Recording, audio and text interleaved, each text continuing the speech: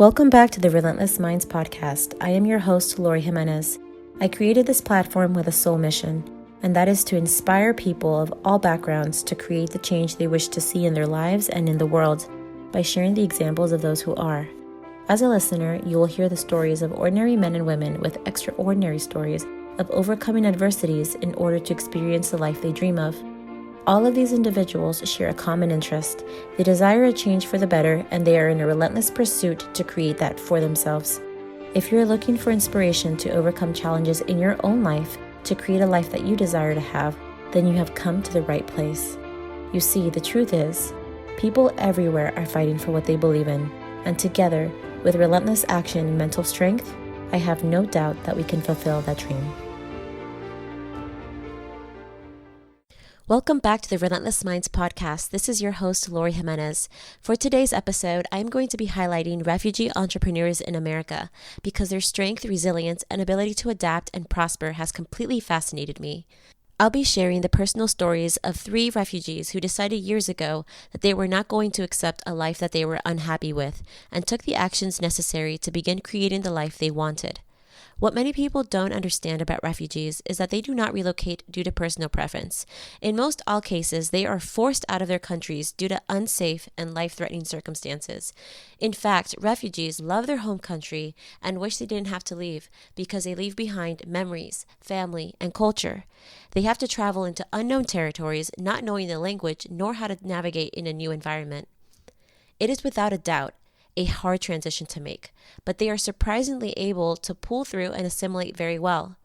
Although the first 5 years are pretty rough as refugees become accustomed to a new environment and they usually require assistance through resettlement agencies, by the 5th year they are mostly well off and independent. I covered the experience of a refugee named Aiden Batar a few episodes back who fled Somalia during the Somali Civil War. If you would like to hear more about the struggles that he and other refugees face and the political climate towards refugees today, please go back to that episode and give it a listen. It is significant to recognize that after refugees have properly settled in America, they begin to thrive. NewAmericanEconomy.org stated in their economy analysis that in 2015, refugees alone earned a total of $77.2 billion in household income, of which they contributed $20.9 billion in taxes. Just as interesting is the prevalence of entrepreneurship among the refugee population, where NewAmericanEconomy.org also revealed that there were more than 180,000 refugee entrepreneurs in the United States in 2015. That means that 13% of refugees were entrepreneurs in 2015, compared to just 11.5% of non-refugee immigrants and 9% of the U.S.-born population. You heard that right. Of the entire U.S.-born population, only 9% are entrepreneurs. That goes without saying that these refugees are pretty incredible people to take on the feat of starting their own business in a country they know little about.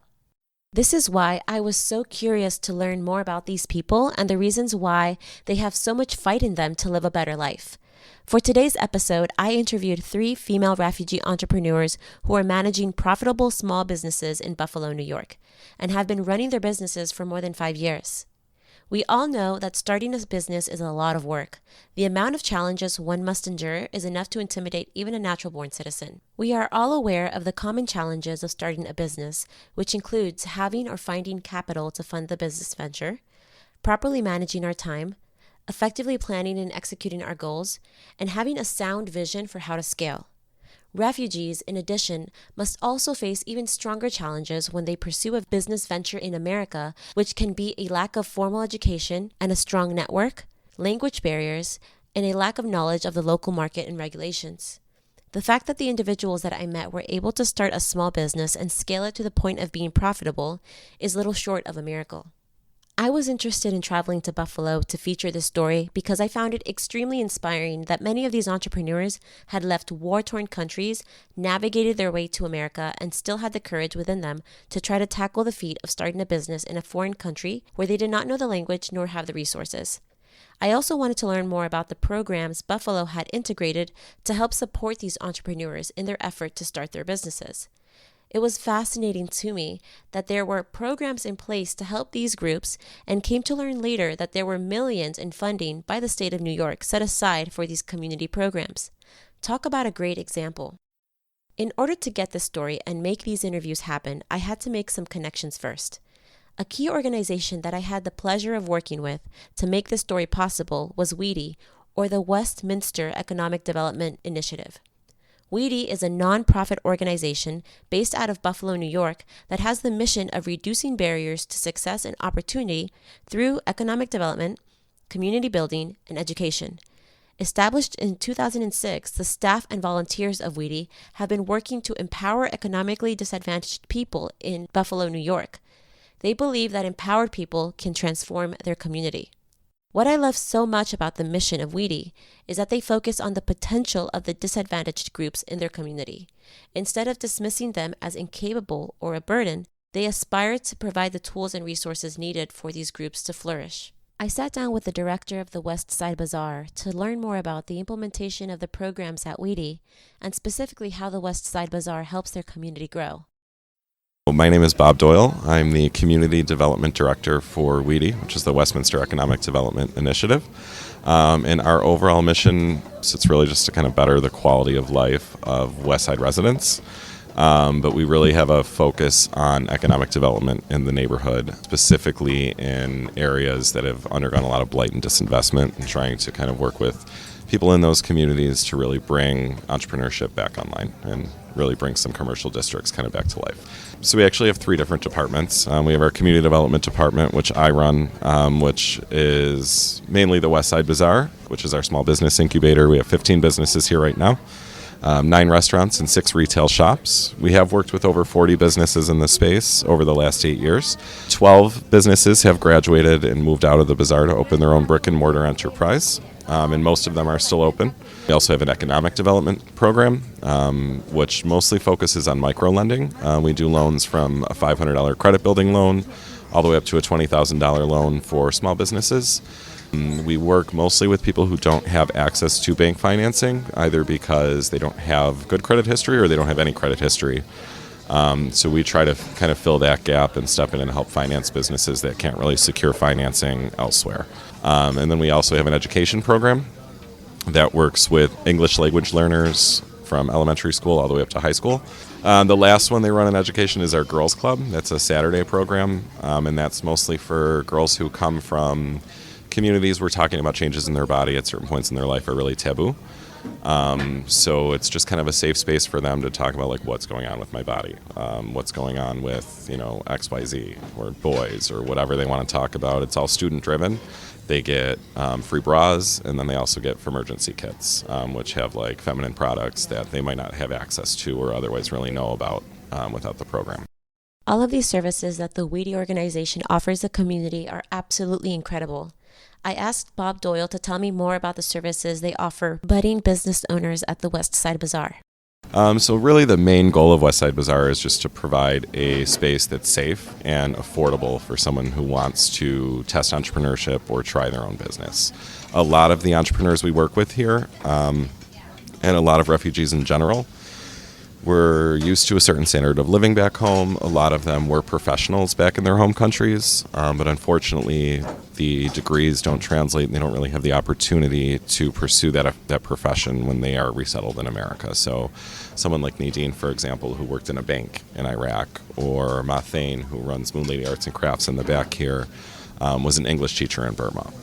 Ronnie up front here at Zygmunt Naturals was a nurse in Burma, so people were college educated, but because these degrees are not viewed as equivalent here, they would end up becoming like a hotel maid or a fast food worker, or just kind of falling into low-wage employment because they don't have the English skills or the equivalent education here. So really just helping people open businesses is another path to them to be able to set their own measures of success and kind of hopefully re-achieve that standard of living they might have been used to before being resettled, and really just kind of setting their own economic path here. So I think that's probably the most important service, is really just kind of helping people get things back on track. It's tough to start over again, but if this is something you really want to do, then we try to support in any way we can. I asked Bob what were the main needs they met when it came to assisting these refugees in starting their businesses. I'd say the main way that we support people would probably be through like workshops and trainings that we do. So we'll hold trainings on marketing, on booth design, on how to read or write a P&L statement, on how to make a budget, on pretty much anything that really goes into a business. And then in the beginning stage, when they're getting ready to move into West Side Bazaar, we can help them with the permits they might need to apply for. What licenses do you need? How should you incorporate your business? Are you somebody that's going to be sole proprietor? Should you maybe think about being an LLC? Like little things like that most Americans wouldn't know anything about, and probably don't exist in a lot of countries either. When I first decided to feature this story, I reached out to Bob Doyle, the director of the West Side Bazaar, which is a community development program under the WEDI organization. And he helped me by agreeing to connect me with some of the business owners that worked at the West Side Bazaar and facilitate interviews with them. I got the honor to meet and interview 3 wonderful women: Zelalem from Ethiopia, Nadine from Iraq, and Julienne from Rwanda. A fascinating detail I learned was that most of the small business owners were women as well. They had families and dreams for their children to live a better life in the U.S. and get a proper education. My goal going in was to find out what had they experienced in their home countries that made them want to or need to travel to the U.S. What were their hopes and dreams? And what was it that they were working towards and made all of the struggle worth it? The first person I interviewed was Zelalem Gemeda. She owned a food business at the West Side Bazaar that served authentic Ethiopian food. I started off by asking her what had caused her to leave her native country, Ethiopia. I left my country because of political situation. At that time, there was a conflict between the government and the people. It's affected me a lot personally because I lose my father because of the conflicts, because the government and the people, and that's the only support we have for the family. And when he's sent to prison, there is no any income, so that make a lot of problem for my family. So I have to take care of the family. That's why I left my country. And not only that, because I don't want to live in that country at that time, because I was devastating. So I have to go far away from my country. That's why I decided to go to Yemen. The story behind the death of Zelalem's father was that due to corruption within the political structures in her government, her father was targeted because he held an important financial position, and there were certain people that wanted him removed from that position to replace him with a more dishonorable individual who would play puppet for the government and aid them in their plans. When Zelalem's father refused to back down, he was instead jailed and ended up dying while imprisoned. He was the only living parent for Zelalem and her 3 siblings. Her mother had died years prior. Zelalem was 15 years old at the time, and she immediately had to take on the role of caretaker for her 3 younger siblings who were 3, 5, and 7 years old. I asked Zelalem what it was like for her to be thrown into this position at such an early age.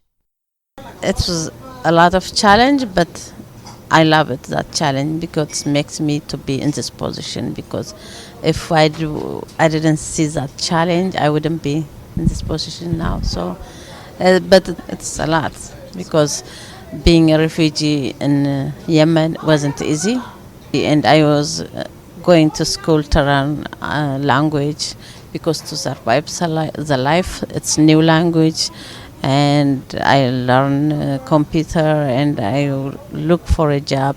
And after that, also I start business. Even the business is not in my own name, with other person name. I use another person name to get license. Since women weren't allowed to have their own businesses in Yemen, Zelalem opened her own business under a male name so that she would be able to run it and manage it.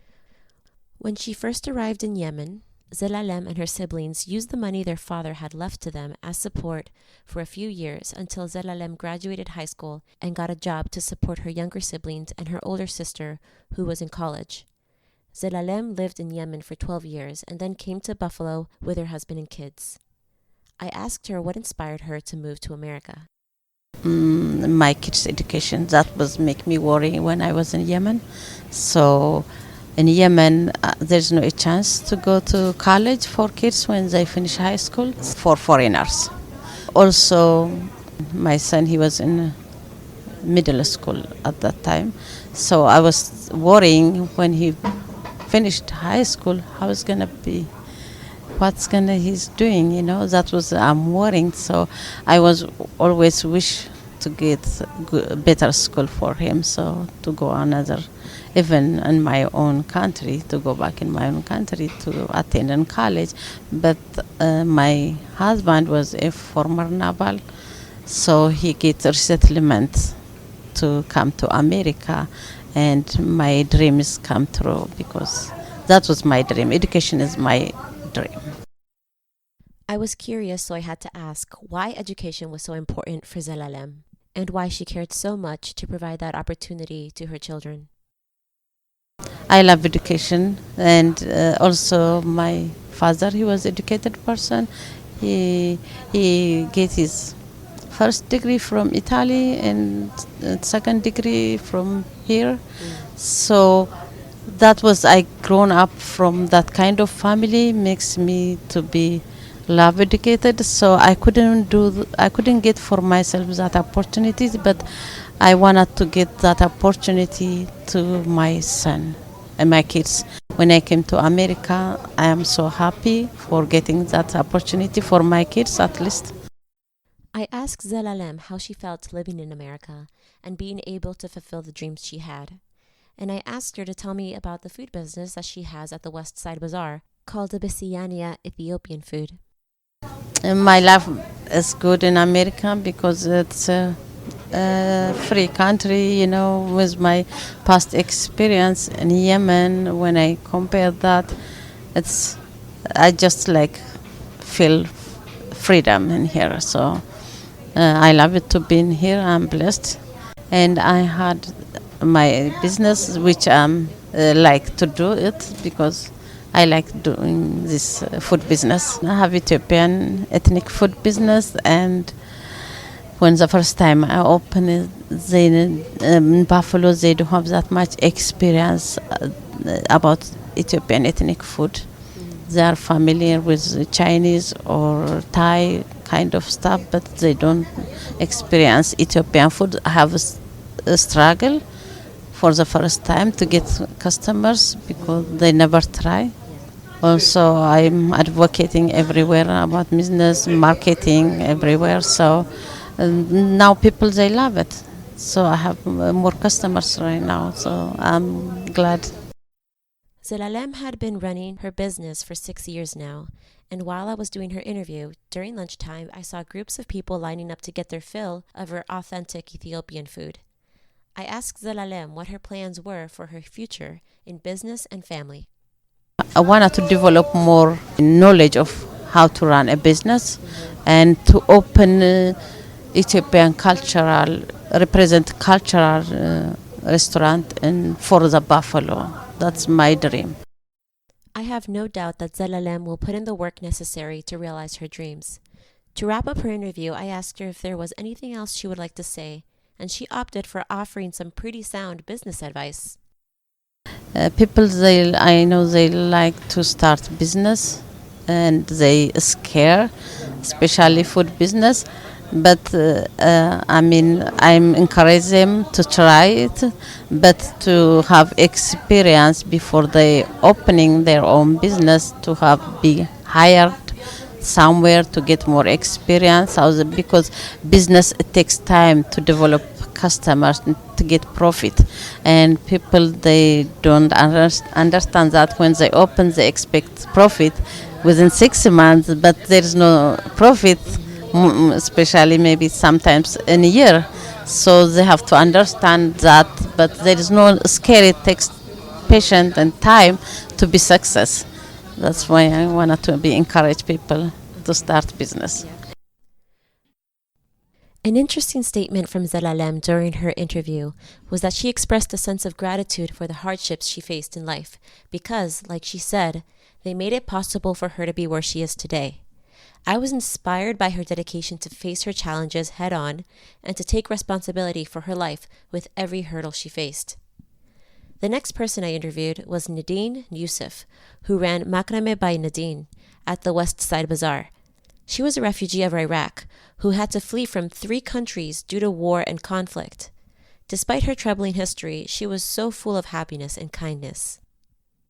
I'm Nadine Yusuf. I'm from Iraq. I have been here 5 years in US. Just after a couple months, I start my business in West Side Bazaar. I decided to leave my country because I have to. The decision, the situation there, it was so bad. Not only the war, there's something is worse than the war, the civil war. It was not safe. You feel worry every day. You don't know what will happen next day. So you don't think about like education or future or anything. You just worry about to be safe. You just want to be safe and keep thinking about the kids. If they just leave the house, what will happen? One day my kids went to school. It was the last day for them to go to school. And when they arrived there was found someone shot and they are in the middle of the school. When the kids saw that, they all screaming and leave the school. I was on my way to like shopping, and I saw my kids outside the school. When I went there, I said, "What's going on?" They say, "There's a body in the school." So all the kids, they are like freak out and they running from the school. So this was the last time my kids, they went to school in Iraq. At that day, we decided to not stay anymore. It's not safe even inside the school. So we decided to leave the country and be a refugee, apply for as be a refugee. We went to Syria. We stayed there. And while we are there, the war started in Syria. So the UN asked all the refugees to pick another country, stay there till get the visa. So we went to Turkey. We stayed there 6 years, and then we went to Turkey for 2 years. And then we came to U.S. So we left the country in 2006, and we arrived U.S. in 2014. I asked Nadine what it had been like for her and her family to have to travel from country to country, never truly feeling safe because of the wars. It's not easy to wait all this time to just live a life like a normal person, normal life. It was hard, but when you are in the middle of the problem, you keep thinking about how you fix this problem and get out from it. It was very hard to decide to leave your country, leave all your people, you grow up with them, leave everything behind you. Leave your house, your car, your whole life. You leave everything and start a new life. You have no idea about it. When we went to Syria the first time, we rent a beautiful apartment. But, for 6 years, living outside your country without work, we start with good life, but every year we getting down. After experiencing so much struggle, I asked Nadine what she was hoping for when traveling to the U.S. When we came here the first day, we was so happy because we know we will start a new life, and if we work hard, we will make something, and that's what happened. The first day we came here, we start looking for a job. We don't want to stay at home, so even the kids, they start looking for a job. Now all my kids, they have a job, they are in the college, and I'm so proud of them what they did because they have school. They're doing very well, and also they have their job. They have their own life. They have a car. They doing very well. I'm so proud of them. Nadine has been building up her business called Macrame by Nadine since she came to America in 2014. With the help of the West Side Bazaar, she has been able to dream and provide a better life for her family. I asked her about her dream to start a business and what she does. I'm doing macrame. Macrame is the name of art. It's like crochet, but doesn't need any nail to do it. You can do it by the hand. And I also offer classes when someone sign up. Also, before that, I teach the kids on after school on West Buffalo Charter School. I volunteer there to teach the kids for 1 year and a half. I'm doing macrame when I was just 13, and I never get chance to do it as a business. When I came here, it's like I brought a dream to my new home.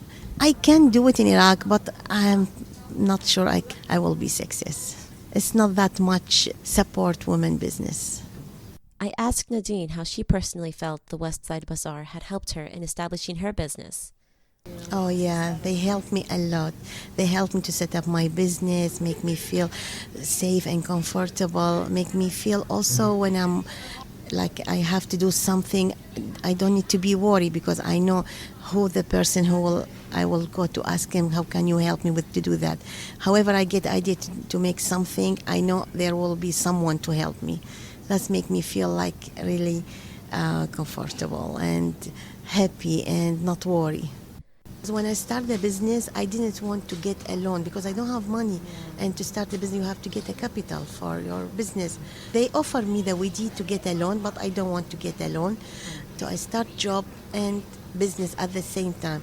And every time I start with just one item in West Side, in the bazaar, because I don't have money. And then every day, every week when I get my paycheck, I bought more robes and make more stuff. So I have now 2 booths. I don't have any loan. I'm very well. Well, I'm good in math. I have bachelor's degree on static science, on mathematics. So I'm good with math. Nadine now has incredible plans to grow her business and has a big vision for what she wants to do moving forward. To her, anything is truly possible, and her ability to dream big was very inspiring. I'm work on like graduate from West Side Bazaar and have a store and also offer classes, so maybe can do the classes also with the store, and maybe one day, like my long goal is to have a small school to teaching this art.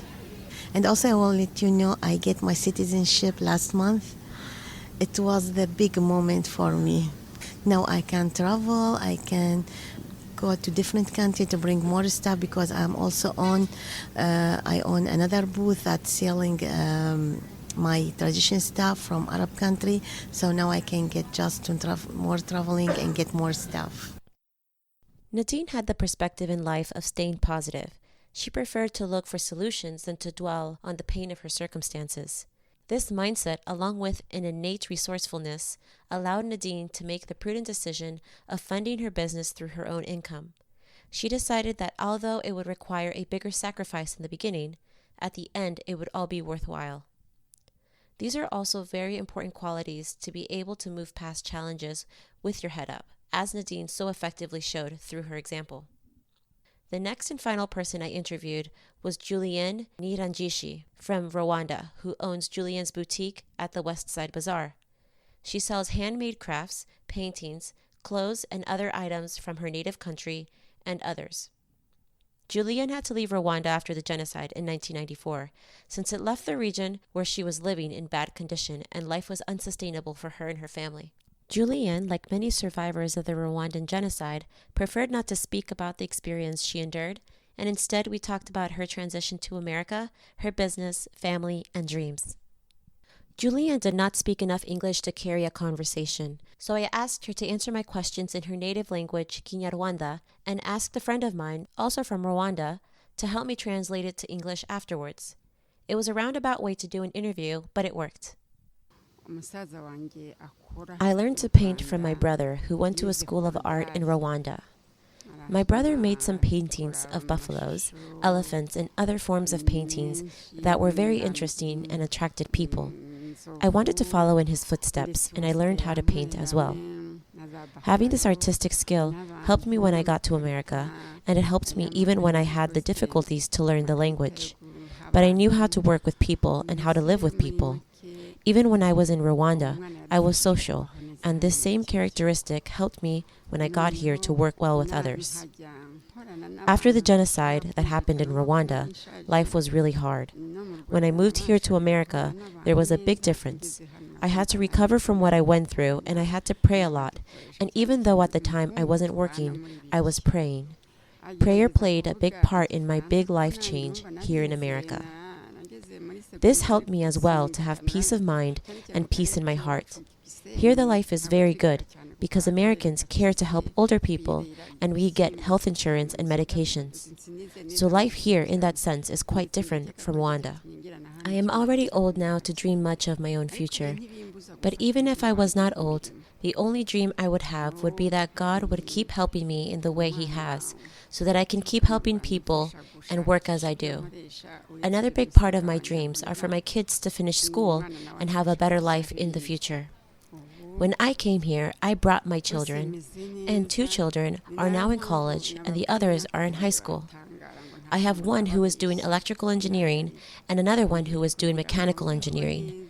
My younger kids say that they want to go to medical school. So for me, I want them to be successful in their dreams. When I met a woman who traveled a lot, we decided to make a partnership and I expanded my business. When she goes to Thailand, East Africa, or India, I asked her to bring me more products to sell in my business, like scarves, handbags, and other unique clothing items. It was a turning point in my business when I started selling items from these other countries and not only from Rwanda. I actually got advice from someone here at the West Side Bazaar when he saw the paintings from my brother that I was selling. He said that it would be better to have diversity in my business.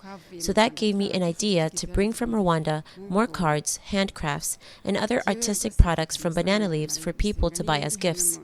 That is the reason why today, during the holidays, I sell more items than others. Moving forward, I have a plan to extend my business because those who help us suggested that we grow our business and become standalone shops so that we can sell more than what we are selling right now. Even though I am living comfortably with this business, I am worried because I don't know if once I stop doing this, no one else will succeed me. My kids are in school, and once they finish school, they will pursue other dreams. This is a big reason as to why I am trying to partner with this other lady so that she can hopefully take over this business later on. It is true that West Side Bazaar has helped us through the connection of the church. We are happy that West Side Bazaar made the change in our life and in this area that we are working.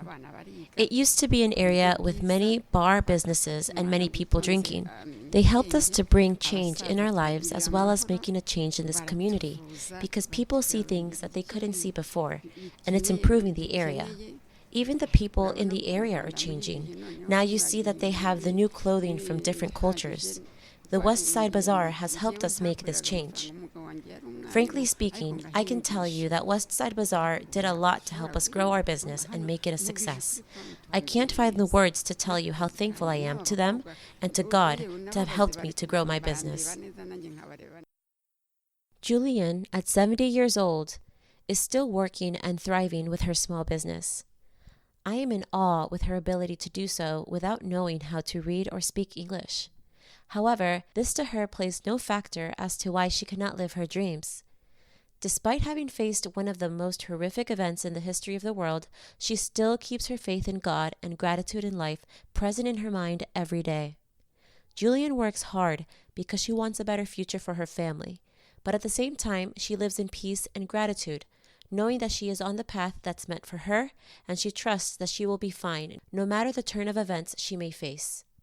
What Julian also showed me was that she was open to opportunities and growth and constantly looked for ways to get ahead. There is a lot that we can learn from these incredible, relentless women in being able to push past tribulation to create a life that they desired, a better life for themselves and their families.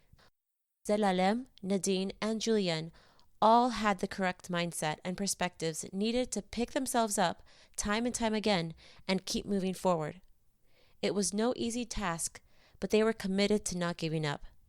Every day was a new opportunity for success, and every hurdle was a new test of strength. I am thankful to WEDI and their West Side Bazaar for the work that they do in their community to help give those in need a second chance of happiness and independence. And I am honored to have been able to have the opportunity to learn from these women and share their stories of strength and resilience with all of you. And I hope that their examples also inspire you to keep working towards your dreams. Thank you so much for listening to this episode. If you enjoyed it and feel inspired and would like to be a part of the Relentless Minds community, you can join the movement for change on Instagram and Twitter. We would also love to know how your experience has been as a listener.